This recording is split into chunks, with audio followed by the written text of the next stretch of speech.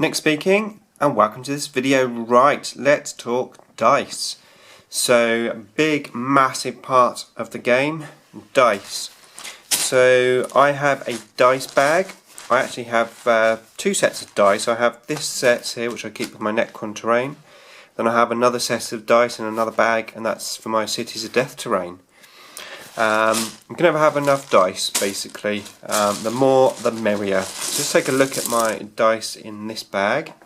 Now, I've been quite selective. I've taken out all the dice which I just don't use. So, for example, these old vehicle damage chart dice. I mean, I still keep them, but I don't keep them in the bag. You don't want dice that you're not going to use. So those D20 dice and stuff, old dice that you've got. You'll also notice that all of my dice here are all plain colours. Nothing too snazzy. Now, I do have snazzy dice. I have this box. This is my Aldar dice, which, as you can see, are white and purple. They're really, really cool. And I also have some Tyranid dice here, so black and yellow. Now they're really funky as well.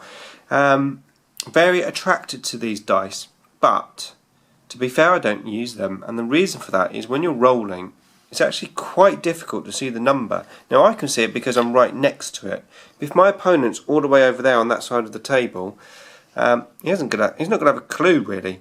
So it doesn't slow the game down by him like confirming the dice that you've got there, because in the light it looks like a 3 when actually it's a 5.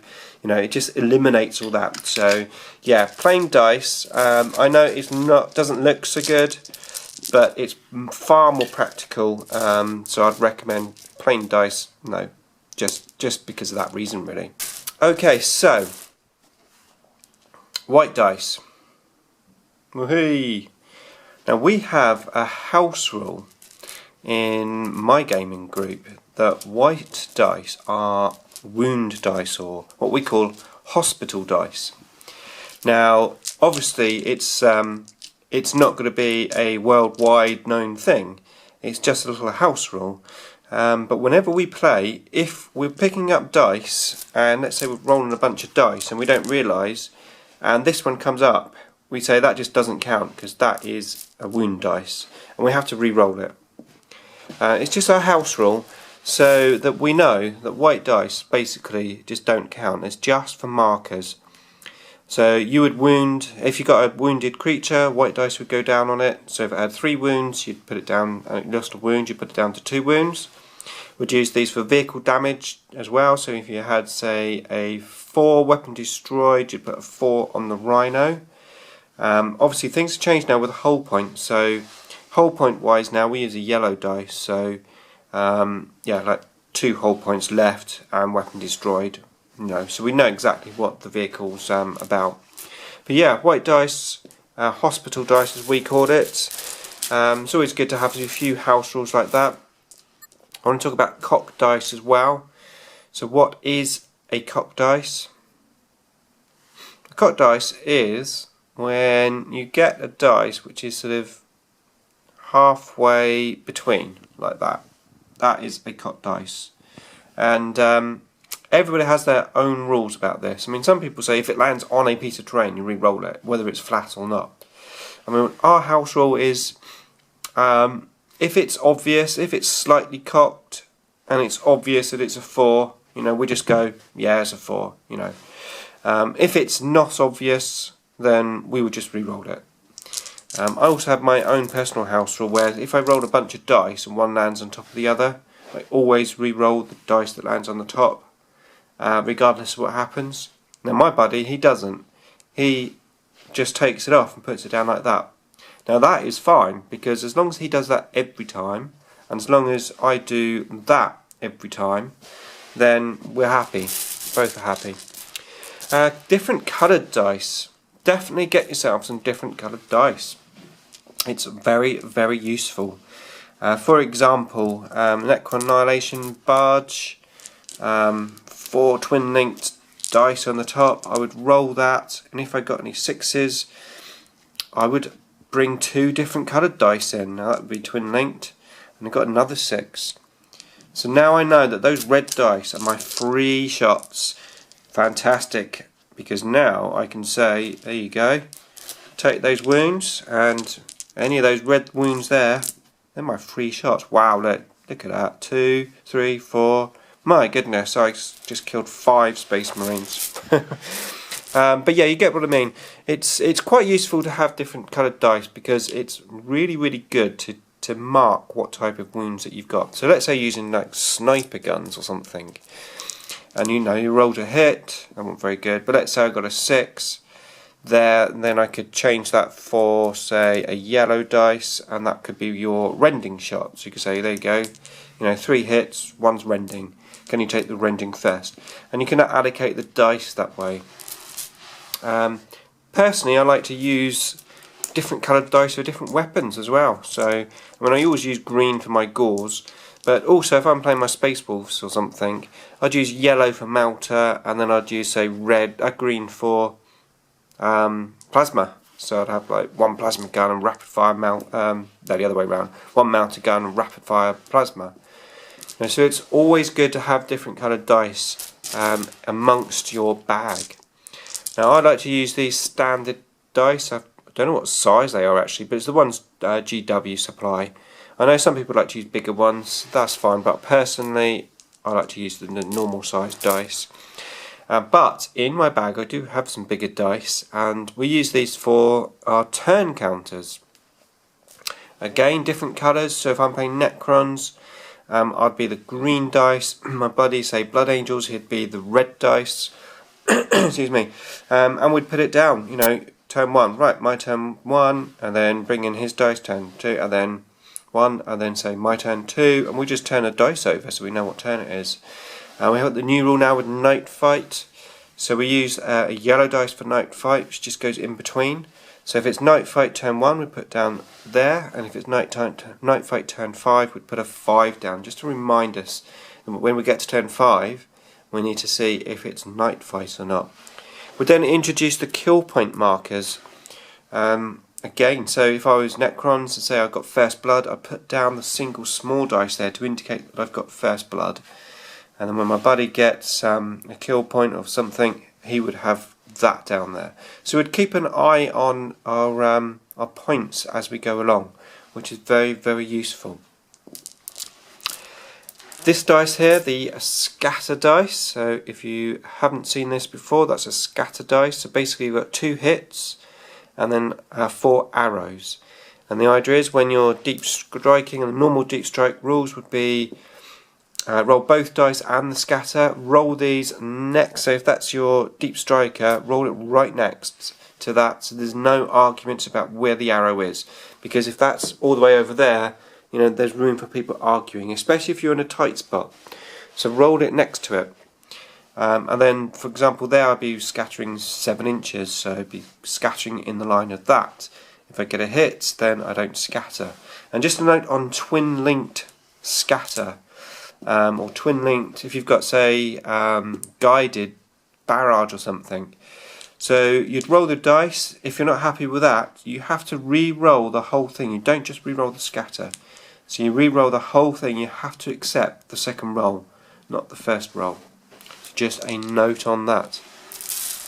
Okay, next up is the dice guards. Who are the dice guards? The dice guards are basically the people who control the fate of the dice. Now, we can obviously take the percentages, on our armies. I mean, we can, for example, if you've got, say, a plasma pistol and you've got it on your sergeant who's, say, a ballistic skill 5, you only need 2, so only a 1 is going to fail. So you've got a high percentage of getting the bullet through. Obviously, if you're going on, say, scouts or something that need 4s to hit, then you've only got 50% chance. So you can almost guarantee if you've got 10 shots, 5 are going to get through if you need 4s. I say almost guarantee. I mean almost guarantee. Well, you can guarantee the averages. On the average amount of dice rolling, you can guarantee that if you've got 10 dice, no, 5 are going to get through on 4s. It's not going to happen all the time. Sometimes it's going to be 3, sometimes it's going to be 8, you know, but on average a dice roll is going to give you, well, in this instance I've got 6. So we can average that out. But the dice guards themselves, they do funny things, because they can control these dice, and they can control them especially when you need a particular number. Now you'll notice as you game that certain things will happen very often for you. Now for me, it's the old tomb spider. So when I've got my tomb spider here and I'm generating a scarab swarm, if I roll a 1, I take a wound. Now when I'm doing that, I very often will roll a 1, and it's the dice guard that does it. Or is it? Actually, I don't think it is. I think it's in my mind, because I don't know if you've noticed, when you roll a dice, if you say the number, very often it will come up. You roll a dice, say a 2, okay, that's a 6, but you get what I mean. It does happen, you know, especially when your opponent says it. You know, you roll the dice and you need a 3, and they say a 2, and it comes up a 2. It's just amazing how many times that happens. I think it is psychological. I think there is a dice guard, but I think it's in our mind as well. So my advice to you when you're rolling your dice is to be positive. You know, when I'm doing my scarab swarms on my tomb spider, and I'm rolling that dice, I have to really concentrate, because you know, I have no way in my mind I've got to be thinking about a 1. When I roll that dice, I have to be thinking. I like to think of 5s, because you don't want to think for 6, because you're not going to, you know, you don't want to get 6 all the time. I always think 5, so I roll that dice and I think 5, just to try and be positive and not get that 1 up. Also the same in my leadership checks on my Necrons. My Necrons, what, leadership 10? Can I make a leadership 10 roll with Necrons? Hardly ever, when I really need it. There you go, 11. It's fine. Leadership 6 on my Hormagaunts. I can make 6, no problem. No problem at all. Can I make leadership 10 on my Necrons? No, I can't. It's in the mind. But the key thing is with the dice is to accept that things like this are going to happen. You know, you need to accept that when you're rolling this dice, things are going to go bad, things are going to go good. It's the unknown. It's the be and end all, really. You know, we can make our army lists as tight as we can get them. We can get our tactics down, you know, as well as possible. Have the correct units, the best units. You know, we can have the perfect mission for us. We can have the objectives and the terrain in perfect positions. We can have the weakest enemy out there. But if these dice don't roll for you, you're not going to win. So yeah, dice, respect them, and don't practice with them. Practicing is the worst thing you can do.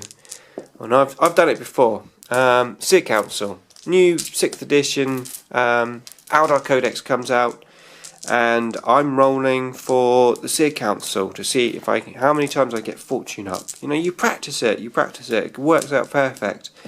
Then you go out, you play a game, and what happens? You don't get it. It's happened to me so many times, where you practice something and you think, yeah, it's working really well. Yeah, I got it right then. Yeah, I got it right then. Right, just practice. Yeah, I got it right then. And then say, right, now this is the game. Ah, it didn't work out. No, so don't practice. Okay, that's a bit of a ramble really, but hopefully there was something in there for you to latch upon and maybe learn something, but probably not. But anyway, yeah, dice.